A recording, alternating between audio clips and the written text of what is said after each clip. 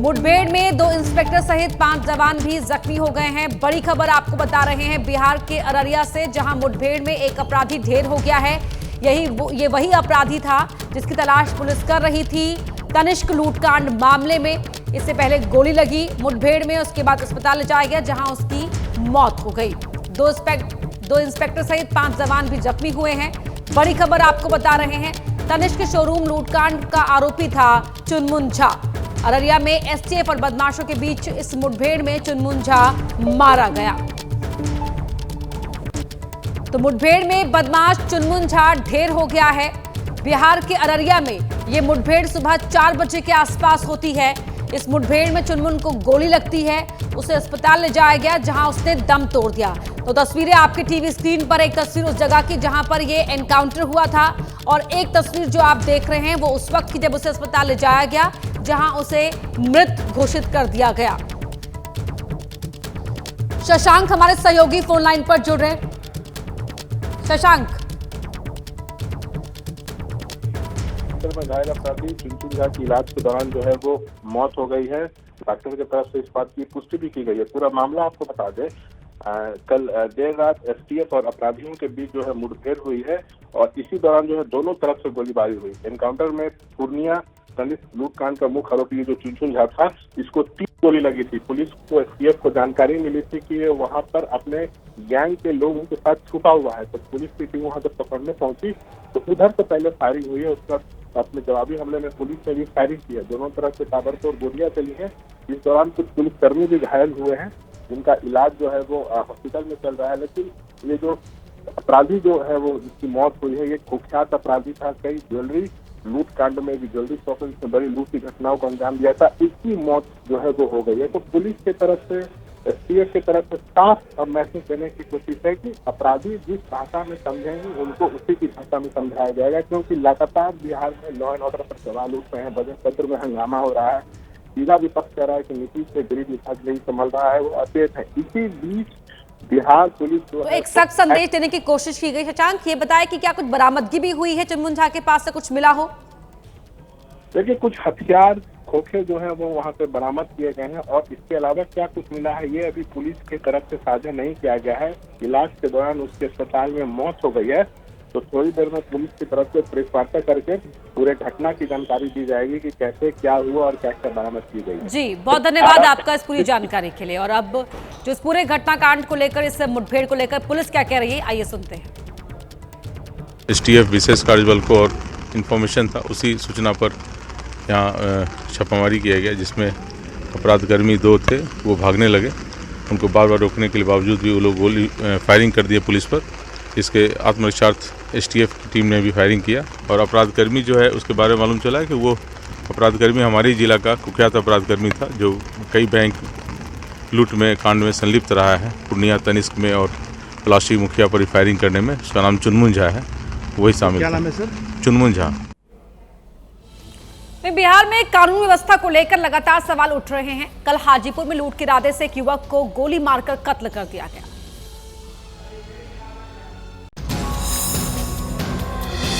घर में चीख पुकार मची हुई है। घर के बेटे की लुटेरों ने हत्या कर दी है। 28 साल के राहुल आनंद अमेरिका में रहते थे। होटल मैनेजमेंट कर अमेरिका में ही किसी शिप पर नौकरी करते थे। होली की छुट्टी में वो घर आए थे। शुक्रवार की सुबह राहुल बाइक से हाजीपुर में अपने घर से परिवार के साथ निकले थे। मां के अलावा उनका भतीजा भी साथ था। पीछे से ना एक आदमी आया और वो ना गोल्डन कलर का पिस्टल था उसके पास। वो दिखा करके कहता है कि हम बच्ची को मार देंगे, नहीं तो अपना चैन लो। तो हम उसका पिस्टल पकड़ के ऐसे खींच दिए, तो उसका जो पिस्टल का जो माउथ था ना मेरे उंगली के पास, जब वो फायर किया तो मेरे उंगली में लग कर और उनके पेट में चला गया। दिन दहाड़े बीच सड़क पर हत्या हो गई, लेकिन पुलिस के हाथ खाली है। मानवीय तकनीकी साक्ष्यों के आलोक में कार्रवाई की जाए, निश्चित जल्दी डिटेक्शन हो जाएगा। प्रयास मां के सामने बेटे की गोली मारकर हत्या हुई। यह हत्या एक बार फिर कानून व्यवस्था पर गंभीर सवाल खड़े कर रही है। ये एक और उदाहरण है जो बता रहा है कि बिहार में अपराधी किस तरह बेलगाम है। वहीं लखनऊ में रेप और मर्डर के आरोपी को पुलिस ने एनकाउंटर में ढेर कर दिया। आरोपी कुख्यात गैंगस्टर था, जिस पर 1 लाख रुपए का इनाम था। अजय कुमार, यही वो आरोपी है जो एनकाउंटर में मारा गया है। आरोप है कि मंगलवार की रात इसने अपने भाई दिनेश के साथ मिलकर महिला के साथ बलात्कार किया और फिर गला घोंटकर हत्या कर दी। इसी रोड से अजय भागने की कोशिश कर रहा था और जब पुलिस ने उसको रोकने की कोशिश करी तो वो इन पगडंडियों के रास्ते इधर आगे बढ़ा। उसने पुलिस की तरफ फायर किया था। इस दौरान पुलिस की तरफ से भी उस पर फायर किया गया। एक आरोपी दिनेश को दोपहर में ही पुलिस ने गिरफ्तार कर लिया था। तलाश अजय की हो रही थी। पुलिस को खबर लगी कि टीम मलिहाबाद के आम्रपाली वाटर पार्क के पास चेकिंग कर रही थी। उसी दौरान वहीं से आरोपी अजय बाइक से गुजर रहा था। पुलिस ने उसे रोकने की कोशिश की। रुकने की जगह वो पुलिस पर फायरिंग करने लगा और पुलिस की जवाबी कार्रवाई में मारा गया। और भागते समय उसने पुलिस पार्टी पर फायर नहीं किया। पुलिस पार्टी ने भी आत्मरक्षार्थ फायर किए जिससे वो घायल हो गया। महिला से रेप मर्डर के बाद 7 पुलिसकर्मी सस्पेंड कर दिए गए थे और आरोपियों को पकड़ने पर 1 लाख का इनाम भी रखा गया था। एनकाउंटर में मारा गया अजय एक गैंगस्टर था जिसके खिलाफ 2 दर्जन से ज्यादा मुकदमे दर्ज हैं। हरियाणा के पानीपत में जननायक जनता पार्टी यानी जेजेपी के नेता की गोली मारकर हत्या कर दी गई। पिछले साल रविंद्र मिन्ना ने विधानसभा का चुनाव भी लड़ा था। पानीपत में बीती रात जेजेपी नेता की गोली मारकर हत्या कर दी। घटना रात करीब 8 बजे की है। रविंद्र मिन्ना पानीपत के विकास नगर में रहते थे। विकास नगर में ही एक पक्ष के निपटारे के लिए पंचायत करने पहुंचे थे। इसी दौरान 2 पक्षों में बहस हो गई। बात इतनी बढ़ गई कि फायरिंग हो गई। सिर में गोली लगने से रविंद्र मिन्ना की मौत हो गई और उनके चचेरे भाई समेत 2 लोग जख्मी हो गए। मर्डर हुआ है, अभी देखते हैं कौन है। अभी पूरी जानकारी आपको थोड़ी देर में जानकारी लेकर अभी पहुंचाऊंगा। माथे में गोली लगी है। अभी जो है पूरी जानकारी जो अभी तक की जो सूचना मिली है वो थोड़ा सा आप बता। गोली चलने की और एक की जो है डेथ होने की सूचना है और 2 इंजर्ड हैं। उसमें हम पूर्ण जानकारी लेकर के तो परिवारों ने बताया कि कौन लोग थे मारने वाले जी, वो अभी पता करके जैसे ही होगा। रविंद्र मिन्ना मूल रूप से जागसी गांव के रहने वाले थे। आरोपी भी उन्हीं के गांव के रहने वाला रणवीर है जो रविंद्र मिन्ना का रिश्तेदार है। विवाद पति पत्नी के बीच का था जिसे सुलझाने के लिए पंचायत हो रही थी। उसी दौरान रविंद्र की हत्या कर दी गई। वारदात के बाद से ही रणवीर फरार है। आरोपी को पकड़ने के लिए पुलिस ने 5 टीमें गठित की हैं। इंदौर की बात करते हैं जहां दोस्तों के बीच एक पार्टी चल रही थी और इसी पार्टी के दौरान गोली लगने से एक लड़की की जान चली गई। अब पुलिस पार्टी में मौजूद उसके दोस्तों की तलाश कर रही है। इंदौर के महालक्ष्मी नगर इलाके में इसी घर में गुरुवार की देर रात तक पार्टी चल रही थी। दोस्तों का जमावड़ा लगा था। इस पार्टी में ग्वालियर के रहने वाली भावना भी मौजूद थी। पार्टी के दौरान ही भावना को गोली मार दी गई। साथ में पार्टी कर रहे दोस्त उसे अस्पताल लेकर पहुंचे जरूर, लेकिन उसे वहां छोड़कर फरार हो गए। सीसीटीवी में कैद इन तस्वीरों पर गौर कीजिए। किस तरह घायल अवस्था में भावना को छोड़कर उसके साथ पार्टी मना रहे लड़के भाग गए। किराए के इस मकान में 5 दोस्त रहते थे। अब सवाल यह है कि पार्टी में गोली कैसे चली, किसने चलाई और भावना को गोली कैसे लगी। जो हॉस्पिटल में ड्रॉप करने का है वही सीसीटीवी में मिला है। बाकी आसपास की जो भी सीसीटीवी फुटेज है पुलिस खंगाल रही है और जल्दी आरोपियों को पकड़ भी लिया जाएगा। उनका रेंट एग्रीमेंट वगैरह भी हुआ था और स्वाभाविक है पार्टी वार्टी करते हैं, लेकिन पार्टी के अंदर क्या किस बात पे उनकी झगड़ा हुई, क्या हुआ, झड़प हुई कि क्या हुआ वो अभी क्लियर नहीं है। जैसे आरोपी एप्रीहेंड होंगे उनसे फिर उनकी जांच की जाएगी और स्टेटमेंट वगैरह लेके पता किया जाएगा कि क्या घटनाक्रम हुआ था। ग्वालियर के रहने वाली 24 साल की भावना इंदौर में रहकर ब्यूटिशियन का कोर्स कर रही थी। और अब बात यूपी के सोनभद्र की, जहां 9 महिलाओं के साथ ठगी का मामला सामने आया है। शादी के बाद लोन आरोपी बैंक से निकलवाकर फरार हो जाता। पुलिस ने केस दर्ज कर मामले की जांच शुरू कर दी है। एक पति और 9 पत्नियां। यूपी में सोनभद्र जिले के रॉबर्ट्सगंज की पुलिस इन दिनों इसी गुत्थी को सुलझाने में लगी है। आरोप है कि राजन गहलोत नाम का ये आदमी पहले महिलाओं को अपने प्रेम जाल में फंसाता है, उनसे शादी करता है, उनके नाम पर लोन की मोटी रकम बैंक से उठाता है और फिर फरार हो जाता है। सबसे कहता है मेरे पास बच्चे नहीं है, मेरा कोई नहीं है, मेरे आगे पीछे कोई नहीं है। और पैसे जब लोन निकलवा लेता है कहता मेरी बीवी हो, मेरे परिवार हो, और उसको मकान लेने के लिए पैसे निकलवाता, लोन निकलवाता है। उसके बाद जा करके निकलवा कर जैसे पैसा खत्म हुआ वैसे भाग जाते हैं। ये राजन गहलोत की शिकार ये महिला अकेली नहीं है। सबसे पहले इसने गाजीपुर की एक महिला को अपनी जालसाजी का शिकार बनाया। कभी जान पहचान का सहारा लिया और कभी उन वेबसाइट का जो शादी कराने में मददगार होती हैं। नहीं सर, शादी.com से हुई थी। आरोप है कि वो ज्यादातर उन्हीं महिलाओं को फंसाता है जो नौकरी करती हैं और शिक्षा के व्यवसाय से जुड़ी हैं। बिहार में 6 महीने बाद चुनाव होने हैं, लेकिन अलग अलग मुद्दों को लेकर हर दिन राजनीति के मैदान में तूफान खड़ा हो जाता है। अब विपक्ष का आरोप है कि सीएम नीतीश ने राष्ट्रगान का अपमान किया है। इसी को लेकर आज पूरे बिहार में महागठबंधन सभी जिला मुख्यालयों पर प्रोटेस्ट करने वाला है। पटना से दिल्ली तक आरजेडी ने बिहार के सीएम नीतीश कुमार के खिलाफ मोर्चा खोल दिया है। मांग नीतीश के इस्तीफे की हो रही है। आरोप है कि नीतीश ने राष्ट्रगान का अपमान किया है। कल विधानसभा के दोनों सदनों में भी खूब हंगामा हुआ। प्रधानमंत्री जी को, लाडले मुख्यमंत्री जी को कहना चाहिए कि माफी मांगे। अब उम्र हो चुकी है, अब खुद से ही उनको जो है त्याग पत्र दे देना चाहिए। अब उनको माफी मांगना चाहिए, सदन में आकर दोनों सदन में माफी मांगना चाहिए। दिमागी काम नहीं कर रहा तो इस्तीफा करके बेटा के अपना बना। आरजेडी आक्रामक है, लेकिन जेडीयू और बीजेपी कह रही है कि नीतीश कुमार ने राष्ट्रगान का कोई अपमान नहीं किया। हुआ क्या अपमान बता दीजिए, क्या अपमान हुआ? अपमान क्या हुआ? इसे वो अपमान करने वाले व्यक्ति हैं जिन्होंने सबका सम्मान किया है, वो अपमान करेंगे। राष्ट्रगान का अपमान हुआ या नहीं? देखिए, राष्ट्रगान का अपमान कहाँ हुआ? राष्ट्रगान चल रहा होगा और मैं तो अनेकों बार साथ रहा हूँ माननीय मुख्यमंत्री जी के साथ जाकर। बिल्कुल कोई अपमान नहीं जाकर के है। चुनाव से पहले विपक्ष को मुद्दा मिल गया है, इसलिए आज भी पूरे राज्य में पुतला दहन का ऐलान किया गया है। चुनाव से पहले बिहार में राजनीति के मैदान में खूब बार पलटवार हो रहा है। अब तेजस्वी के तिलक और टोपी को लेकर बीजेपी सवाल खड़े कर रही है।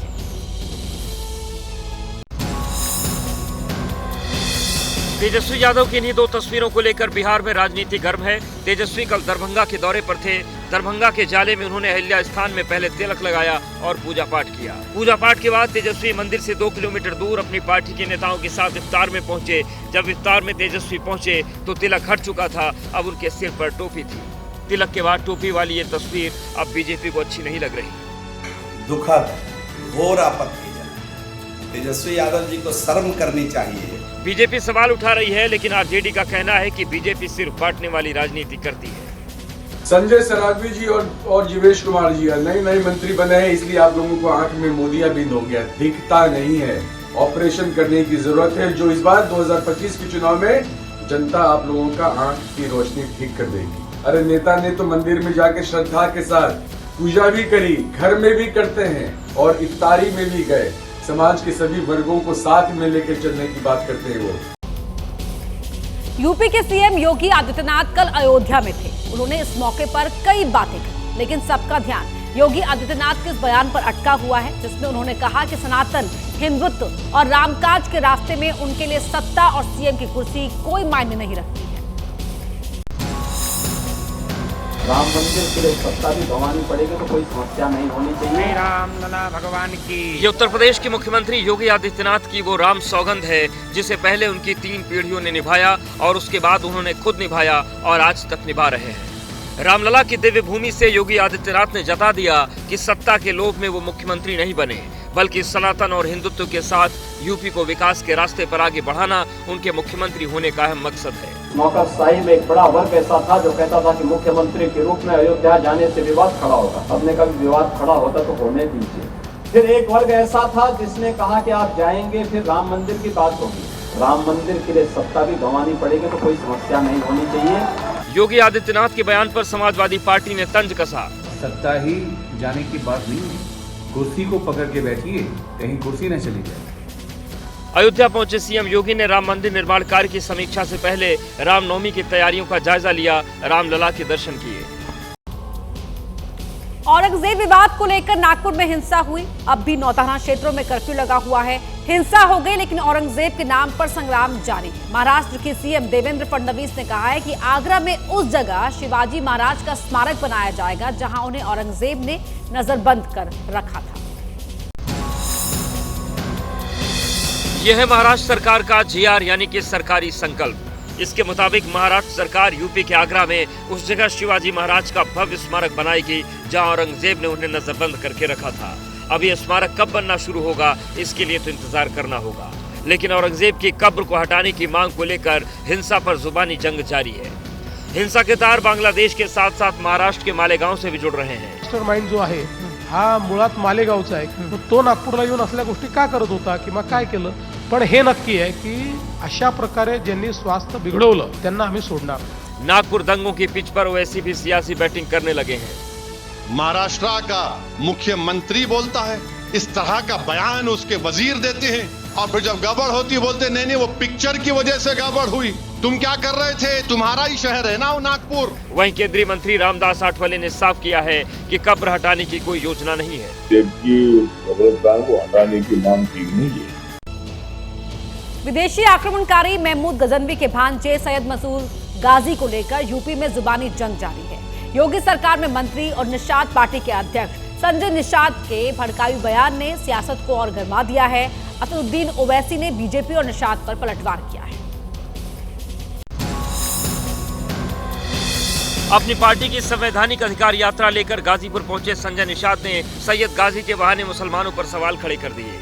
जो आदर्शवादी पुरुष हो उनके नामों पर जब मेला लगता है तो लोग आदर्श सीखते हैं। आक्रांताओं के नाम पर मेला लगेगा तो क्या सीखेंगे? सच्चर कमेटी की रिपोर्ट कहती है कि मेला लगा के इनको आक्रांता बना दिया और धार्मिक होने के बाद उन्मादी हो गए। गाजीपुर के बाद जौनपुर पहुंचे संजय निषाद ने मुसलमानों को लेकर ऐसा बयान दिया जिस पर सियासी बवाल मचना तय है। मुसलमान भाइयों को समझना होगा, क्योंकि जितने उठाएंगे पैमानों का झंडा तब तक मुसलमान खाएंगे पीठ पर डंडा। सैयद गाजी पर जारी विवाद में ओवैसी भी कूद पड़े हैं। एक पुलिस के ऑफिसर का वीडियो देखा, नहीं लुटेरा था, तुम बिला नहीं लगाना। कैसे मालूम तुम कौन लुटेरा था? अच्छा लिख के दे दो लुटेरा था, कानून बना दो लुटेरा था। औरंगजेब और गाजी के विरोध में लखनऊ में पोस्टर चस्पा किए गए और चेतावनी दी गई कि विदेशी आक्रमणकारियों का महिमा मंडन बर्दाश्त नहीं किया जाएगा। राज्यसभा में गृह मंत्रालय के कामकाज पर गृह मंत्री अमित शाह ने जवाब दिया। यूपीए के 10 साल बनाम एनडीए के 10 साल का लेखा जोखा भी सामने रखा। खासकर जम्मू कश्मीर में आतंकवाद और आर्टिकल 370 के खात्मे का पूरा अंकगणित पेश किया। राज्यसभा में कल गृह मंत्री अमित शाह पूरे फॉर्म में थे। अपने मंत्रालय के कामकाज का लेखा जोखा पेश किया। भाषण की शुरुआत में गृह मंत्री ने जम्मू कश्मीर में आतंकवाद, नक्सलवाद और पूर्वोत्तर के उग्रवाद को उन 3 नासूर के तौर पर गिनाया जो मोदी सरकार को पिछली सरकार से विरासत में मिले, लेकिन अब तीनों ही मोर्चे पर देश कामयाबी के बेहद करीब है। 10 साल पहले आतंकवादियों का महिमा मंडन होता, बड़े बड़े जनाजे के जुलूस निकलते थे। आतंकवादी तो आज भी मारे जाते हैं, एक का भी जुलूस नहीं निकला। गृह मंत्री ने जम्मू कश्मीर में आतंकी घटनाओं का अंकगणित भी संसद के जरिए सामने रखा। उन्होंने बताया कि यूपीए के 10 साल में जम्मू कश्मीर में 7,217 आतंकी घटनाएं हुई, जो एनडीए के 10 साल से कम होकर 2,242 पर आ गई। इतना ही नहीं, 2004 से 2014 के मुकाबले 2014 से 2024 के बीच जम्मू कश्मीर में कुल मृत्यु में 70% की कमी आई। इनमें नागरिकों की मृत्यु में 81% और सुरक्षा बलों की मृत्यु में 50% की कमी आई, जो गृहमंत्री के मुताबिक आतंकवाद के खिलाफ जीरो टॉलरेंस की नीति की वजह से मुमकिन हो पाई। दिल्ली हाईकोर्ट के जज यशवंत वर्मा के घर से कथित कैश मिलने की खबर वायरल होने के बाद सुप्रीम कोर्ट ने जज के खिलाफ जांच बैठाई है। सुप्रीम कोर्ट ने उनका तबादला इलाहाबाद हाई कोर्ट कर दिया, जिसका विरोध भी शुरू हो गया है। संसद से लेकर सुप्रीम कोर्ट तक चर्चा के केंद्र में है जस्टिस यशवंत वर्मा, जिनके घर पर कथित तौर पर बेहिसाब कैश मिलने के बाद सुप्रीम कोर्ट से लेकर हाई कोर्ट और संसद में भी बहस हो रही है। दरअसल 14 मार्च को जज साहब के घर में आग लग गई थी। दिल्ली फायर ब्रिगेड की टीम आग बुझाने पहुंची थी। इस दौरान उनके घर से कथित बेहिसाब कैश मिलने की खबर सामने आई। हालांकि फायर ब्रिगेड की रिपोर्ट में कैश मिलने का जिक्र नहीं है। चूँकि मामला हाईकोर्ट के जज से जुड़ा था, लिहाजा सुप्रीम कोर्ट ने बिना देरी के जज का ट्रांसफर इलाहाबाद हाईकोर्ट कर दिया और दिल्ली हाईकोर्ट के चीफ जस्टिस से रिपोर्ट मांग ली। अब इलाहाबाद हाईकोर्ट के वकील विरोध कर रहे हैं। क्या जस्टिस यशवंत वर्मा को वहाँ के लायक, दिल्ली हाईकोर्ट के लायक नहीं थे, इसलिए कूड़ेदान में फेंका जाए? इलाहाबाद हाईकोर्ट के लायक है? क्या इलाहाबाद हाईकोर्ट कूड़ेदान है?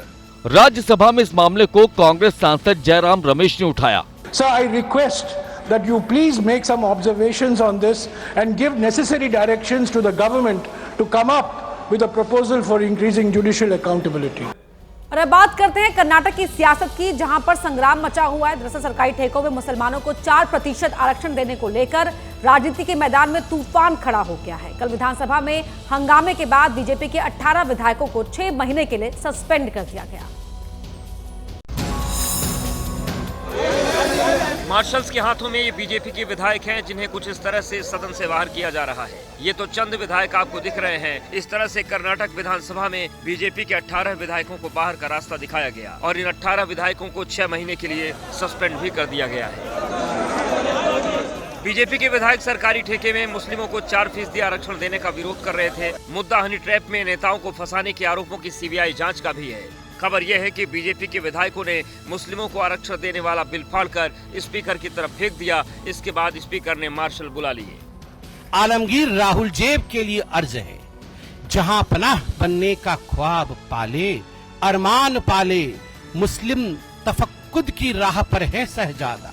कुर्सी की आसनाई में अंधे हुए हैं इस कदर कि दिन रात मुस्लिम इश्क में गिरफ्तार है सहजादा। बीजेपी और कांग्रेस में इस तकरार के बीच विधानसभा में सरकारी ठेकों में 4% मुस्लिम आरक्षण वाला बिल पास हो गया। दिल्ली में विधानसभा अध्यक्ष विजेंद्र गुप्ता ने मुख्य सचिव को जब चिट्ठी लिखकर बताया कि दिल्ली के अधिकारी मंत्रियों विधायकों की बात नहीं सुनते, तब हड़कंप मच गया। अब मुख्य सचिव ने सभी विभागों को निर्देश दिया है कि जनप्रतिनिधियों की ओर से उठाए गए मुद्दों पर गंभीरता से कार्रवाई। दिल्ली के मंत्री खुद सड़कों पर दौड़ रहे हैं। ऐसे में मन महसूस कर ही सही अधिकारियों बाबुओं में भी भागम भाग है। सरकार ने ठाना है कि अब की बार बरसात में दिल्ली को पानी पानी होने से बचाना है। ऐसे में पीडब्ल्यूडी मंत्री एक एक नाले की पड़ताल में जुटे हैं। सारे अधिकारियों की खाल पिछले 10 साल में मोटी हो गई, तो उनकी चर्बी को हम लोग जो है निकालेंगे। जो यहाँ के एक्सीएन है, मैंने उनको सस्पेंड करने के लिए बोला है। अफसरों की मनमानी का मुद्दा तब सुर्खियों में आया जब दिल्ली विधानसभा के अध्यक्ष विजेंद्र गुप्ता ने मुख्य सचिव को चिट्ठी लिखी। चिट्ठी में लिखा कि दिल्ली के अधिकारी इतने मनमौजी हो गए हैं कि विधायकों के फोन, मैसेज और खत को भी ताक पर रख देते हैं। इस मुद्दे को मुख्य सचिव ने गंभीरता से लिया है और तुरंत कार्रवाई करते हुए सभी विभागों को सख्त निर्देश जारी किए हैं और जनप्रतिनिधियों की बात नहीं सुनने पर कार्रवाई की बात कही है। अब आम आदमी पार्टी अधिकारियों का बचाव कर रही है। ये वही अफसर हैं जिन्होंने पिछले 10 साल से विपरीत परिस्थिति में भी दिल्ली में काम करके दिखाया है। नागपुर हिंसा में एक और बड़ी गिरफ्तारी हुई है। माइनॉरिटीज डेमोक्रेटिक पार्टी के कार्यकारी अध्यक्ष हमीद इंजीनियर को अरेस्ट कर लिया गया है। हमीद पर सोशल मीडिया के माध्यम से हिंसा की साजिश रचने का आरोप है कि जिस दिन हिंसा हुई उस दिन सुबह से वो लोगों में डर पैदा करने वाले बयान सोशल मीडिया पर दे रहा था और चंदा भी मांग रहा था। हिंसा में गिरफ्तार फहीम खान भी हमीद इंजीनियर की माइनॉरिटी डेमोक्रेटिक पार्टी का सदस्य है। तो सोशल मीडिया पर चंदा भी मांग रहा था हमीद और लोगों को डरा भी रहा था। नागपुर हिंसा मामले में एक और गिरफ्तारी हुई है। जिस दिन हिंसा हुई थी उस दिन सुबह से ही हमीद सोशल मीडिया पर लोगों के बीच में दहशत फैला रहा था और उनसे चंदा मांग रहा था।